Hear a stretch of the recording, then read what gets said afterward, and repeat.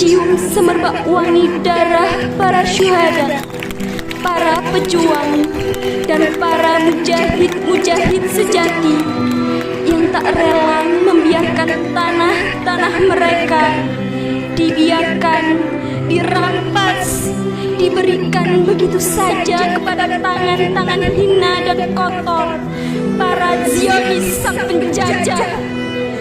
Palestina, negeri yang sangat indah, di mana di dalamnya terdapat tanah yang suci dan subur, bukit-bukit hijau, ditumbuhi pepohonan zaitun dan pinus. Bunga-bunga bergantian tumbuh di setiap musim, mata air yang mengairi pedesaan, serta laut mati yang begitu biru mempesona. Palestina, ya, inilah Palestina kami. Yahudi atau siapapun boleh tinggal di sini, tetapi tidak untuk merampasnya. Tidak untuk merampasnya. Gaza, 1996, kota tepi barat Sungai Yordania. Tersebutlah seorang pejuang Hamas yang menjadi pelopor meletusnya gerakan Intifada tahun 1987 di Palestina. Ia adalah sosok mujahid yang diincar oleh para tentara Israel untuk menjadi daftar syuhada selanjutnya. Ketiga putranya, Yahya, Aisyah, dan Ahmad yang masih berumur belasan tahun, meminta abinya untuk ikut bersama-sama sarapan pagi di kebun zaitun belakang rumah mereka. Abi Akmal setuju karena memang baru kali ini mereka bisa makan bersama kembali setelah meletusnya blokade terhadap Gaza saat itu.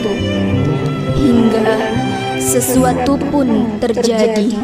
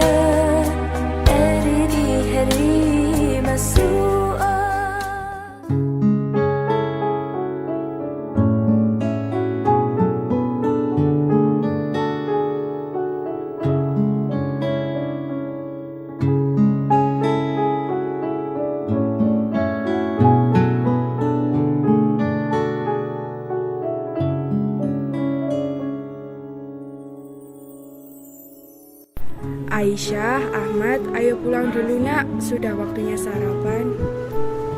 Iya Umi, aku pulang dulu ya teman-teman. Ya Ahmad, nanti main lagi ya.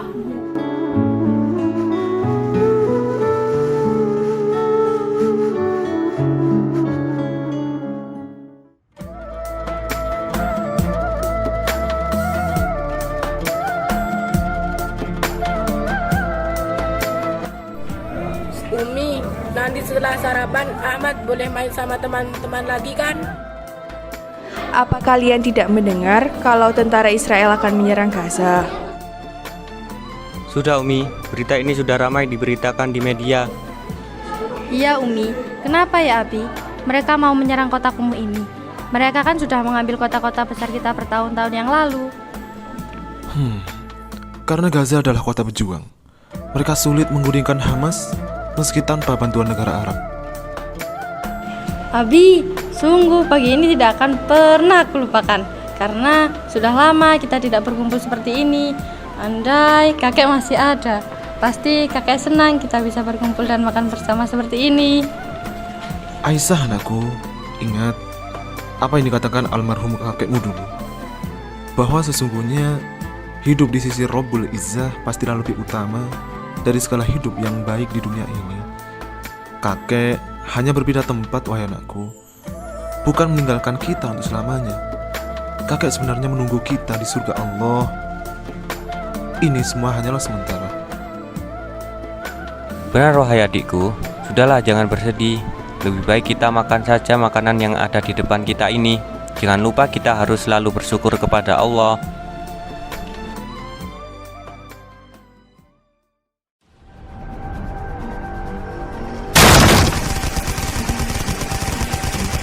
Beberapa detik kemudian, datanglah pasukan Israel membombardir dan memecah belah kenyamanan keluarga kecil itu.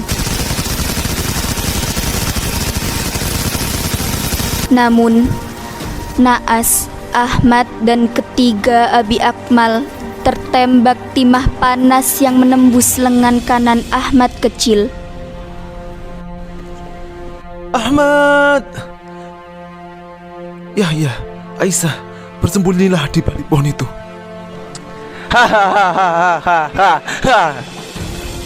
Ahmad, bertahanlah anakku.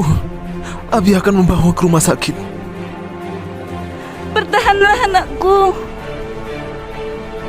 Abi, aku sekarat, Bi. Hei orang Palestina, Anda yang bernama Akmal kan? Jawab brengsek.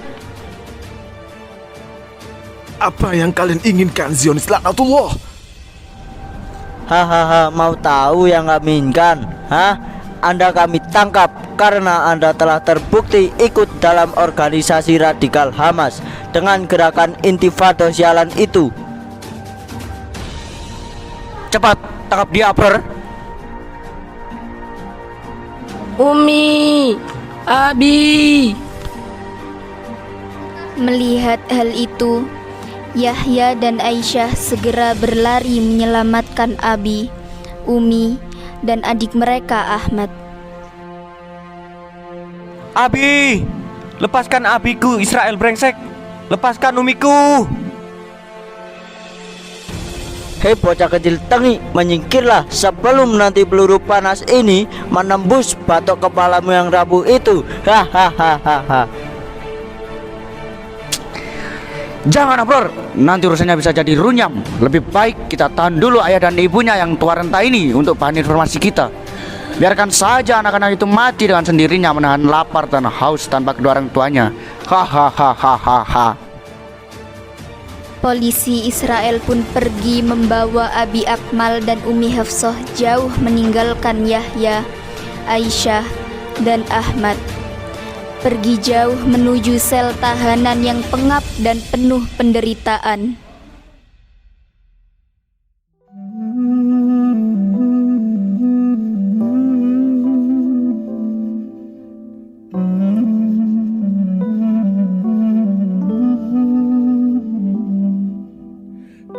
Kak Yahya, kakak baik-baik saja. Ya, alhamdulillah. Kak, lalu Ahmad bagaimana? Sepertinya nafasnya terhenti. Sepertinya Ahmad hanya pingsan. Ayo kita bawa Ahmad ke rumah sakit dekat rumah Bibi Aminah, Aisyah. Aisyah pun membawa adik kecilnya Ahmad untuk ke rumah sakit terdekat. Setelah Abi Akmal dan Umi Hafsah ditahan oleh polisi Israel, kini yang kita lihat hanya puing-puing bekas bombardir Israel, ceceran darah anak tak berdosa, sisa-sisa makanan yang belum sempat mereka habiskan, menjadi bukti betapa biadabnya para penjajah itu. Mengapa harus kami? Mengapa harus keluarga kami yang kecil ini yang jadi korban kebiadabannya?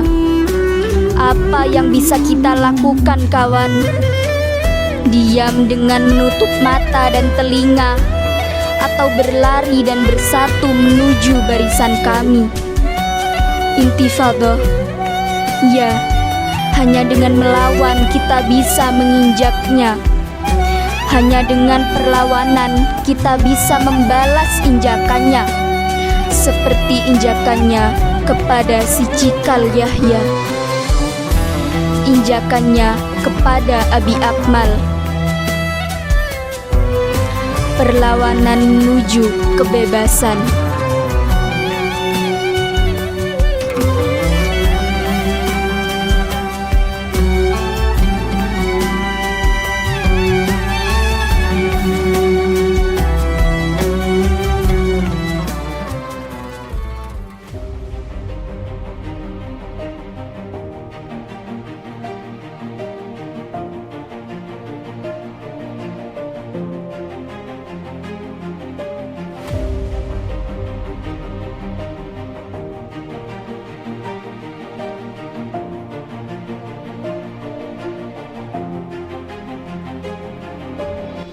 Kak Yahya, untuk apa benda-benda ini? Mungkin kamu belum mengerti apa yang akan kakak perbuat hari ini, Aisyah. Tapi kamu harus tahu, kakak ingin ikut ke dalam barisan pejuang Hamas, Aisyah. Kakak ingin ikut mereka melawan para Zionis laknatullah itu. Kak, Aisyah ikut. Adikku Aisyah, jihad bukan hanya dilakukan di luar rumah saja. Jihad bukan hanya dengan jalan perang saja, adikku. Coba kita lihat jihadnya saudara-saudara kita nan jauh di sana. Mesir, Iran, Turki, Indonesia. Mereka berjihad dengan jiwa mereka dengan mengirimkan relawan-relawan yang siap, ikhlas, membantu menyelamatkan kita.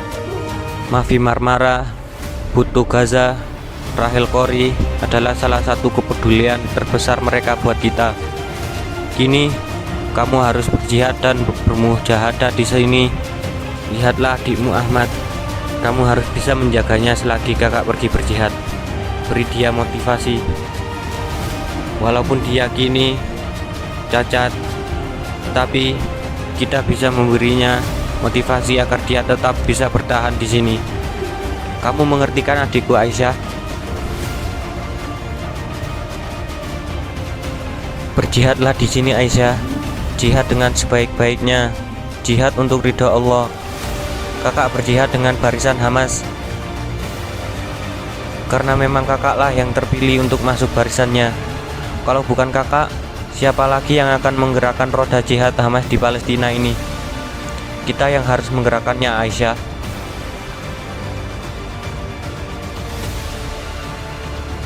Kak, Aisyah dan Ahmad akan selalu menunggu kepulangan kakak, Abi, dan Umi di rumah ini. Insya Allah, kakak sudah menitipkan kalian berdua kepada Bibi Fatimah. Jagalah beliau, anggaplah beliau seperti umimu sendiri, ya? Yahya pun pergi meninggalkan kedua adik yang dicintainya.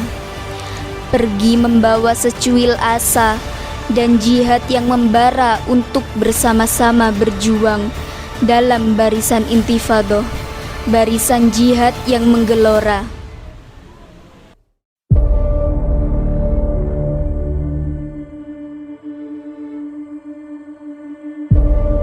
Di penjara Israel, Abi Akmal dan Umi Hafsah terlihat sangat lemas dan lunglai. Kedua matanya ditutup dengan sehelai kain dan kedua tangannya yang terikat ke belakang. Belum lagi, Abi Akmal harus menerima siksaan demi siksaan yang mendera tubuhnya. Dan hujaman dari puluhan pertanyaan, tuduhan dan hinaan yang harus diregukannya dengan terpaksa. Bos, ini tawanan baru kita. Hahaha. Cih, tua bangka, gara-gara ente dan teman-teman ente Intifado muncul. Gara-gara ente gerakan Intifado sialan itu dikenal masyarakat dunia. Dan kini mereka malah ikut-ikut ngerkor gerakan Intifado ente dan teman-teman ente di Hamas. Nyadar gak? Apa yang harus kita lakukan untuk tua bangka tengi ini, bos? Apa perlu kita keluarkan semua isi yang ada di dalam batok kepalanya ini dan kita perlihatkan kepada Tuhan besar kita Mossad, bos? Tahan dulu, kita belum begitu banyak membongkar identitasnya dan identitas organisasinya di Hamas. Kita akan banyak mengorek-ngorek informasi dari dia dengan gerakan Intifadonya itu. Baik, bos. Hahaha. Begitulah perlakuan Israel terhadap sejumlah tahanan Palestina. Hinaan, cacian, makian, pelecehan, bahkan pemerkosaan terhadap tawanan wanita Palestina pun kerap kali dilakukan tentara Israel untuk memuaskan nafsu bejatnya itu. Umi Hafsah pun disiksa hingga menghembuskan nafas terakhirnya.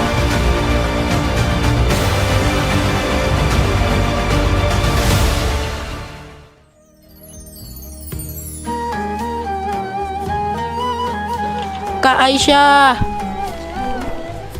Ada apa Ahmad, adikku tersayang? lihatlah Kak, aku telah selesai menulis puisi. Kelihatannya bagus. Coba Ahmad bacakan untuk kakak. Ini puisi aku khususkan buat Abi Umi Kak. Apabila Abi dan Umi sudah pulang nanti, Ahmad akan membacakan puisi ini di hadapan Abi dan Umi Kak. Ahmad yakin Abi dan Umi akan kembali pulang? Tentulah Kak, Ahmad yakin pasti Abi pulang. Lalu tiba-tiba dari kejauhan Abi Akmal berlari menghampiri kedua putranya, Ahmad dan Aisyah. Yahya, Aisyah, Ahmad. Abi. Abi pulang. Lalu tiba-tiba tentara Israel berhasil menemukan Abi Akmal yang melarikan diri dari sel tahanan. Lalu tentara Israel hendak menembak Abi Akmal.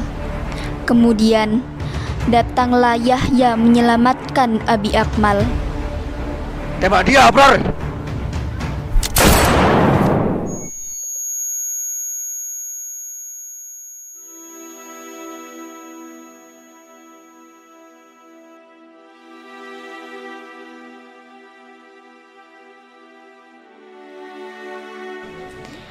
Yahya berhasil mengambil salah satu senapan tentara Israel dan dengan cepat segera menembak kedua tentara itu.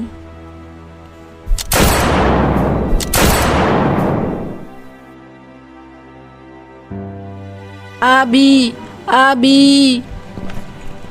Abi syahid. Abi meninggalkan kita tenang sekali. Wajahnya begitu bercahaya dan tersenyum bahagia. Abi telah membangun rumahnya di surga.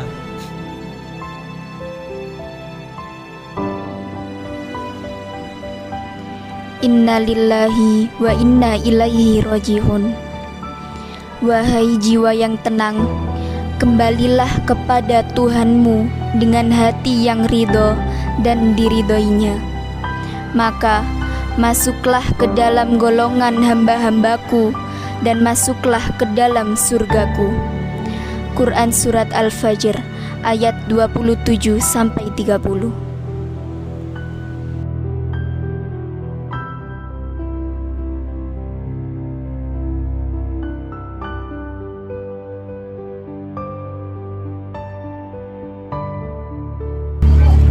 Aku adalah seorang anak kecil yang diberi nama Ahmad. Aku berumur 6 tahun dan ingin bercerita tentang perjalanan kehidupanku padamu. Aku tahu bahwa aku tidak akan mencapai umur 7 tahun. Namun, tak ada yang dapat aku perbuat. Aku tahu aku akan meninggal segera. Tapi, pertanyaannya adalah bagaimana? Apakah mereka akan datang pada malam hari ketika aku berbaring di tempat itu, lalu menghancurkan rumahku? Atau akankah Abi dan Umi pulang membawakanku beberapa makanan? Aku tahu pada suatu saat nanti aku tak akan dapat kembali ke rumah. Kakakku tak akan mendapatkan makanan. Kakak hanya akan menjumpai Ahmad-Ahmad yang lain, yang dingin, kecil, dan menjadi jenazah yang berlumur darah. Mereka akan menembaki hatiku yang kecil ini. Setiap hari aku menunggu Abi dan Umi untuk pulang ke rumah. Tapi kakakku selalu mengatakan bahwa Abi dan Umi pergi untuk perjalanan yang lama. Aku sangat rindu Abi, Umi. Aku akan memendamnya dalam hati dan tidak akan pernah menceritakannya kepada orang lain. Karena aku hanyalah Ahmad kecil dari Palestina.